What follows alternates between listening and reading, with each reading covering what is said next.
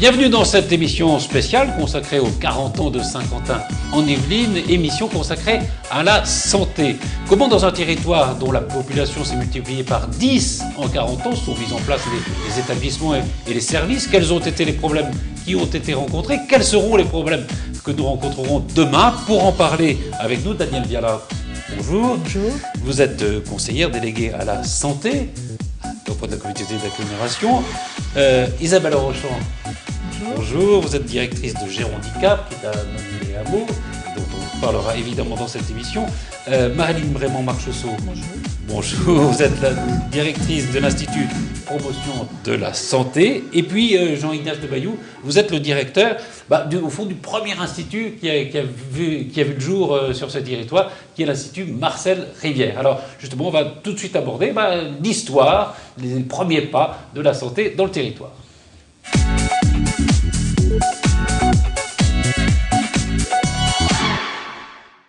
Alors, je vais peut-être commencer avec vous. Cet Institut Marcel Rivière, c'est en effet le premier établissement qui voit le jour sur ce territoire. En 1959, effectivement, donc bien avant que le territoire existe, effectivement. Donc, décision de créer un établissement spécialisé qui n'accueillait à cette époque que les enseignants qui avaient du mal avec qui avaient des difficultés professionnelles déjà. Voilà. Ça existait déjà. Voilà. Et comment alors c'est devenu un établissement ouvert à tous, et notamment à la population yvelinoise? Eh bien, c'est devenu un établissement ouvert à tout le monde, d'une part parce que la MGN a fait le choix en 1976 de devenir PSPH, participant au service public hospitalier. De ce fait, elle s'ouvrait à tout le monde. Donc elle a fait ce choix-là pour tous ces établissements. L'Institut Marcel Rivière, donc dès 1976, et le deuxième établissement, l'hôpital Denis Forestier, qui est également sur la Verrière, a également été ouvert à tout le monde depuis cette époque-là. Danielle Viala, c'est un établissement important sur ce territoire.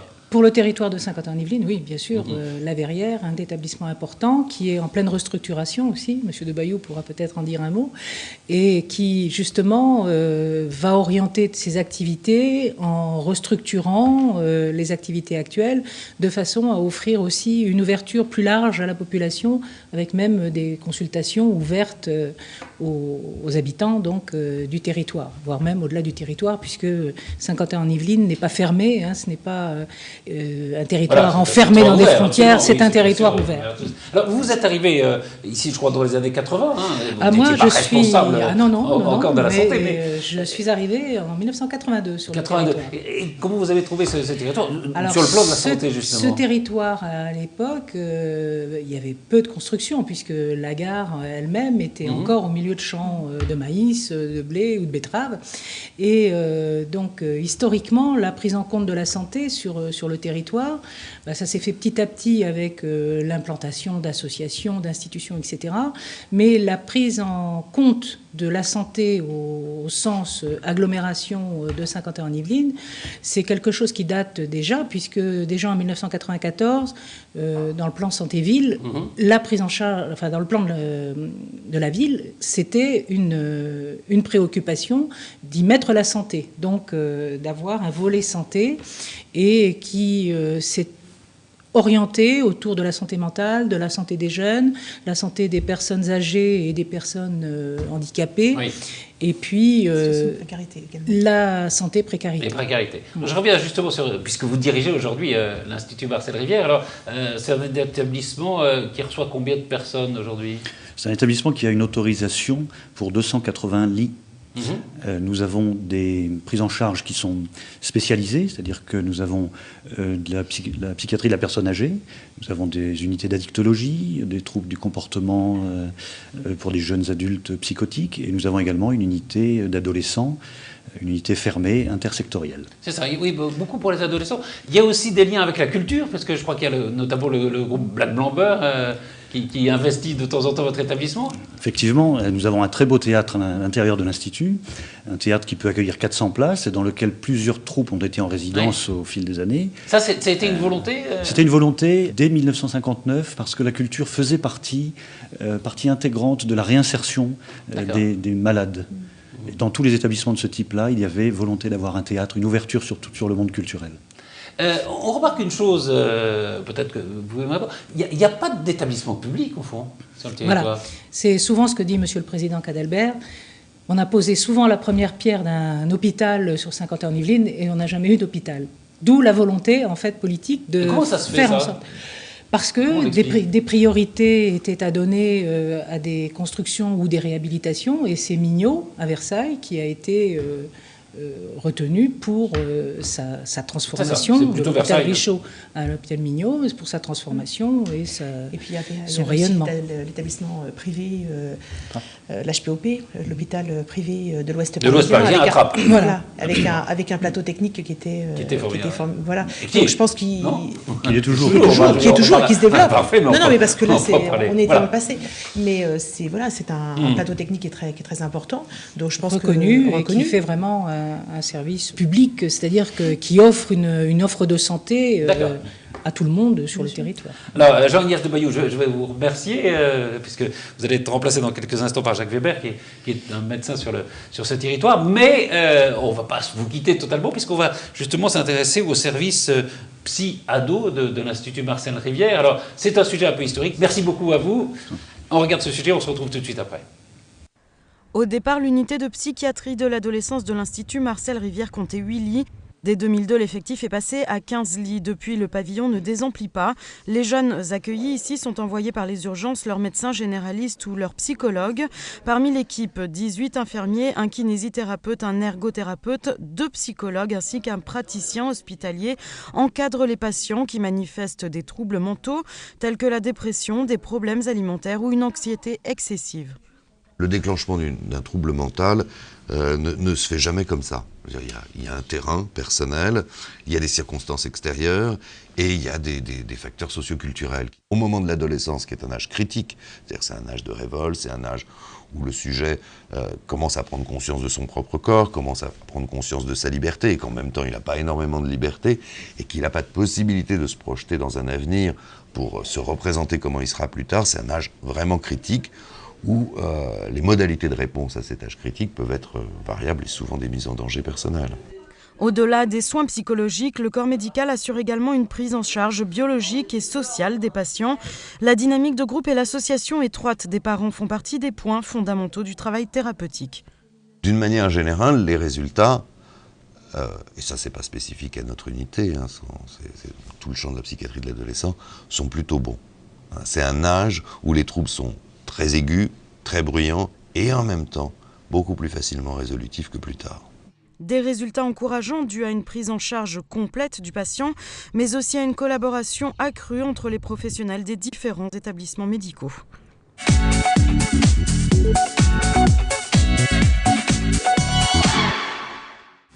Nous a rejoint sur ce plateau le docteur Jacques Weber. Bonjour. Alors vous êtes gériatre, oui, et vous avez été aussi médecin généraliste. Vous êtes installé en quelle année? Je suis installé en 91, ouais, mais après quelques années de remplacement sur le secteur. Donc je connais depuis, mettons, 88. D'accord. Et comment c'était alors dans les années 90 sur le plan médical? Pour un généraliste, des choses qui ont changé. Je pense qu'il y avait effectivement des confrères de terrain qui étaient bien implantés, qui connaissaient bien la population. On avait probablement une proximité. Il y a les choses essentielles, c'est la pratique. C'est-à-dire qu'il y avait beaucoup plus, en particulier, de prise en charge de visite à domicile, par exemple. Il y a une permanence des soins qui est assurée autrement, parce qu'on avait des gardes, ce qui est plus la même chose. Il y avait un nombre de médecins conséquent ou c'était un travail assez difficile? Le nombre de médecins, je pense, c'est resté, à mon avis, à peu près stable. Je ne pourrais pas vous donner des chiffres objectifs sur le secteur, mais... le sentiment que vous ressentiez, vous, comme jeune médecin? Il y avait un médecin pour 500, 800 habitants. Qu'est-ce qui vous a poussé à vous installer sur ce territoire? Parce que j'y habitais déjà, j'avais déjà quelques connaissances, je trouvais que le coin était, ma foi, sympathique pour la région parisienne. Oui, c'était un choix, quoi. Voilà. Et puis, après, j'avais déjà des opportunités de travail, je finissais encore mes études initialement, je remplaçais, et finalement, de fil en aiguille, les choses se sont faites naturellement.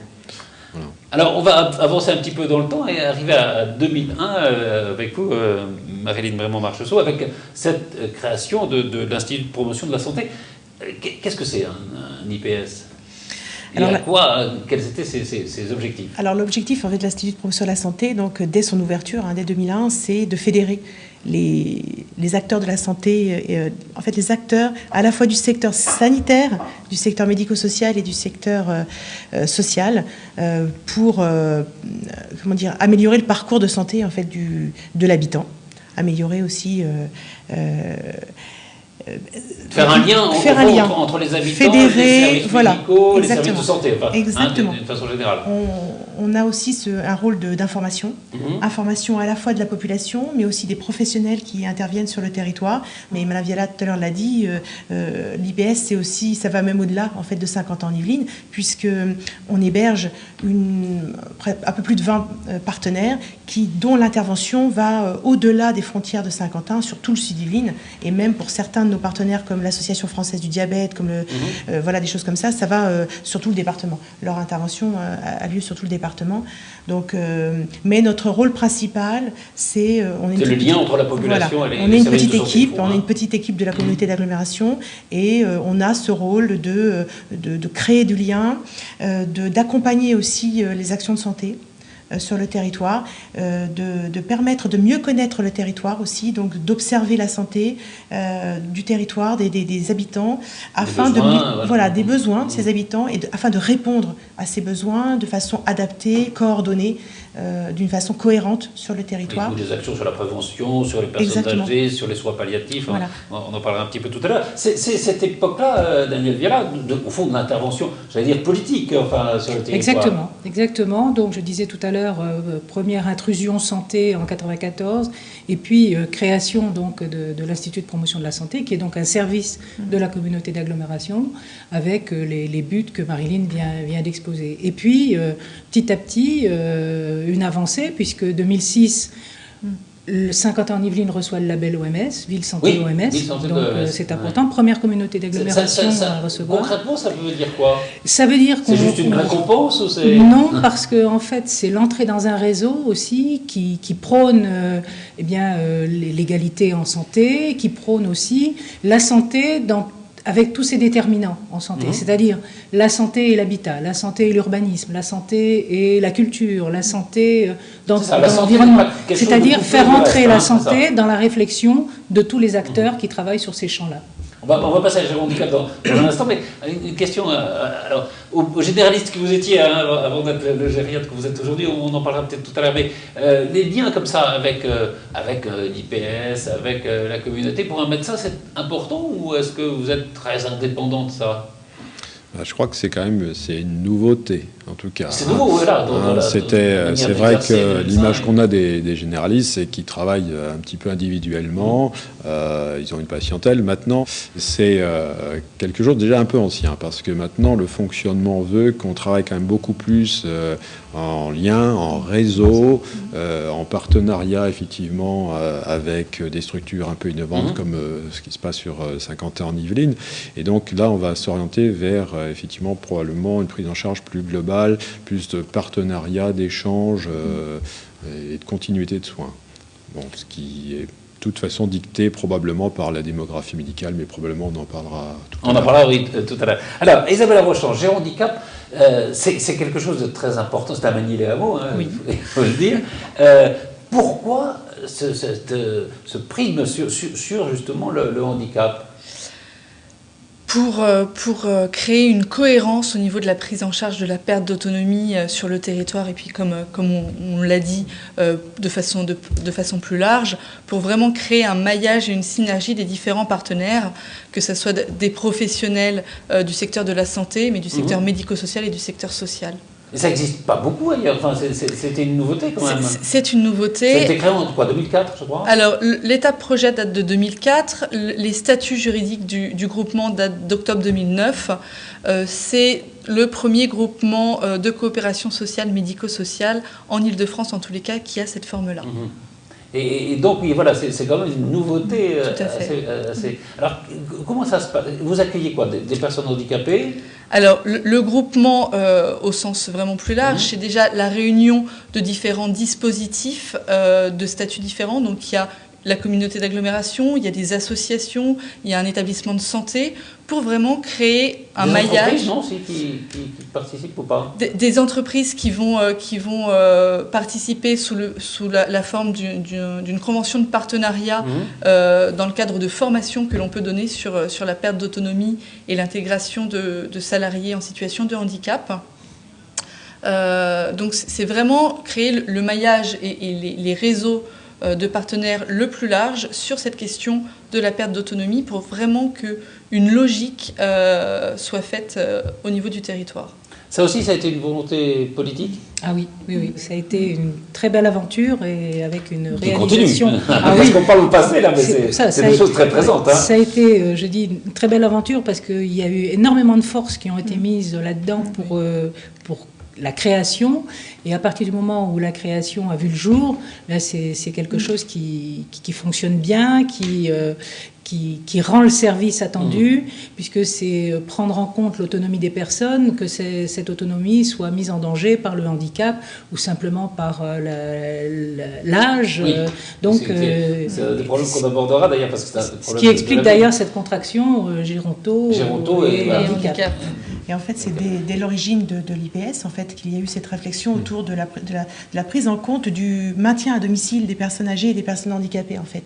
Et c'est parti de là, en fait, du premier contrat de ville. Et puis ce qui a été intéressant aussi, c'était le travail avec public-privé pour mettre en place Gérondicap. C'est peut-être une des particularités d'ailleurs de ce territoire. Ça a été une des premières particularités et du privé d'une façon générale. Alors justement, puisque vous parliez de la coordination de ces différents services, il y a un contrat local de santé qui a été signé, je crois, au mois de décembre. Il est tout récent. Qui est tout récent. Et donc, on va regarder en quoi consiste ce contrat local de santé. Et ça nous permettra d'aborder la troisième partie de cette émission, c'est-à-dire qu'est-ce qui va se passer dans les années qui viennent.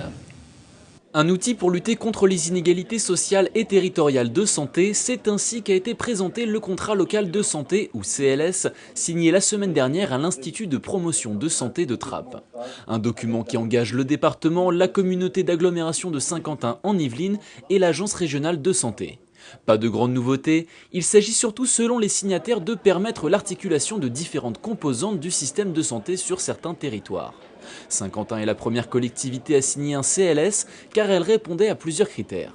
C'est-à-dire une ville dans laquelle il y avait déjà une dynamique de contrat urbain de cohésion sociale avec un volet santé, notamment un atelier santé-ville, mais aussi parce que c'était une communauté d'agglomération au sein de laquelle il y avait des territoires qui objectivement étaient en situation de vulnérabilité. Le contrat local souligne des disparités importantes sur le territoire saint-quentinois. En première ligne, la Verrière et sa population vieillissante, et Trappes jugée en situation difficile. Chômage, taux de mortalité infantile le plus élevé du département et une espérance de vie réduite par rapport à la moyenne yvelinoise.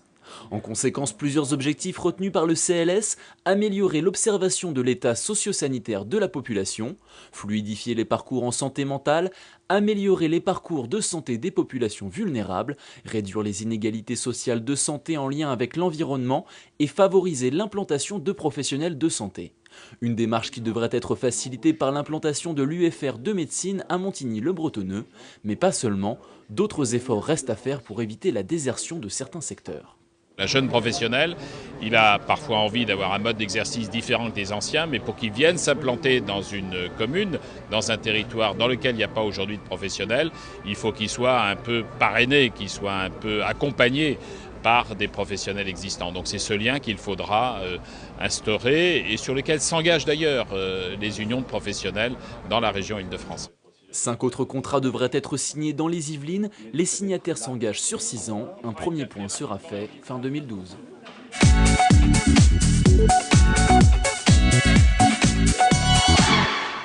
Dans ce sujet, on parle aussi, c'est un des problèmes qui commence à apparaître, je crois, sur le territoire, le problème de la désertification, d'une certaine désertification, il ne faut peut-être pas exagérer, médicale, c'est-à-dire qu'il y a pas mal de médecins qui partent à la retraite ou qui cessent leur activité et qui ne sont pas forcément tous remplacés. Non, c'est une enquête que nous avons menée il y a déjà plus de 2 ans, 2 ans et demi, et sur le territoire pour voir un petit peu quelle était l'espérance de présence de professionnels de santé, qu'ils soient médecins ou paramédicaux, sur le territoire. Et on s'est rendu compte qu'à 5 ans, 10 ans, on avait un départ de professionnels de santé assez important. Donc on s'est dit, cette question-là, il ne faut pas la laisser venir dans 5 ans ou dans 10 ans. Il faut commencer déjà à y réfléchir. Et donc c'est dans ce cadre-là qu'on a déjà mené des travaux. Il y a des mesures destinées à attirer justement des médecins. Alors justement, donc, on a quand même la chance d'avoir une faculté de médecine qui s'installe sur le territoire. Donc pour nous, c'est un atout sur lequel on va jouer, bien entendu, de façon à fidéliser aussi les étudiants qui vont venir faire leurs études ici, leur montrer que le territoire est attractif de façon à ce qu'ils aient envie de s'y installer, d'y fonder une famille. Il va y avoir d'ailleurs un nouveau bâtiment qui va être construit pour accueillir, parce que voilà donc la maison de l'étudiant. Il va y avoir aussi du côté du Vélodrome un certain nombre de structures qui vont abriter les chercheurs et les étudiants. Donc oui. Alors un des problèmes justement, donc la désertification médicale, vous y répondrez notamment avec la formation de futurs médecins. Autre problème, vous êtes passé, docteur, de médecin généraliste à la gériatrie, c'est le vieillissement aussi de la population. C'est quelque chose que vous avez constaté, je suppose. Oui, bon. Moi, avec une carrière un peu atypique, parce que moi j'avais une activité mixte initialement, hôpital et libéral, et avec une activité très orientée en gériatrie dès le départ. J'ai participé à la création d'un réseau, j'étais médecin organisateur pour la part, donc j'étais aussi, je me suis occupé beaucoup de personnes âgées dans le cadre du médico-social. Est-ce que c'est un des facteurs importants sur le territoire, justement, une population âgée qui requiert justement des services différents? Je pense qu'effectivement, le vieillissement de la population, il est palpable. Pour faire l'écho aussi du devenir des soignants, lui aussi, les baby-boomers vont être des papy-boomers bientôt, donc un fort taux de départ en retraite de soignants, médecins, paramédicaux, experts, kinés, ce qui n'est pas sans poser de problème. D'où la réflexion, je pense, effectivement, sur le territoire de comment on va faire demain, comment on va faire face à cette demande de soins, demande de prise en charge de perte d'autonomie. Gérhandicap est une réponse. Je crois que c'est important, en tout cas, d'envisager les choses avec des diversités de pratiques et ne plus continuer à fonctionner comme on pouvait le faire avec un médecin dans son cabinet, gérant tout seul sa patientèle. Et voilà. Je crois que ça, c'est un temps qui, à mon avis, qui est appelé à se terminer. Donc. Alors, Daniel Viala, vous parliez de l'importance, évidemment, de la faculté de médecine qui s'est installée sur le territoire. Mais justement, on va avoir un sujet sur la pose de la première pierre de cette université. L'université de Versailles-Saint-Quentin n'arrête pas de grandir. Bientôt un observatoire du climat, une maison de l'étudiant et un UFR des sciences et de la santé, une fac de médecine au sens large. Ça apporte des laboratoires de recherche, des partenariats complémentaires avec l'ensemble du monde socio-économique et puis aussi, comme on le disait, des nouvelles formations, pas seulement pour faire médecine comme on l'entend traditionnellement, mais pour tous les métiers paramédicaux. Pas mal pour une université qui fête ses 20 ans et cumule des distinctions, entrée au classement international de Shanghai et décrochage en 2009 de la première place aux examens d'internat. Un dynamisme salué par la ministre de la Recherche qui a rappelé que le budget alloué à l'UVSQ avait progressé de 40% depuis 2007 et que l'université s'inscrivait naturellement dans le projet de Paris-Saclay. Le fait d'avoir une fac de médecine, le fait d'avoir des sciences humaines et sociales à Versailles-Saint-Quentin qui ne sont pas présentes dans le cadre du plateau de Saclay font de Versailles-Saint-Quentin vraiment, j'allais dire, un complément naturel de ce qui se construit à Saclay. Avec un vœu pieux du président de l'agglomération que Saint-Quentin devienne le quartier latin de la région parisienne. En attendant, les étudiants vont surtout apprendre un métier, des métiers en voie d'extinction. On sait que dans 10 ans, ils seront la plupart en retraite. Aujourd'hui, il y a eu, par exemple, 10 médecins qui sont partis en retraite dans les Yvelines, et il n'y en a qu'un seul qui l'a remplacé. Et d'avoir l'UFR de santé sur notre territoire, c'est un plus parce que, en ancrant notre université sur le territoire, c'est sûr qu'un grand nombre de ces jeunes qui vont se former vont rester sur le territoire. Tout cela devrait aller assez vite. Grâce à la signature d'un partenariat public-privé, le dossier a été monté en 4 ans.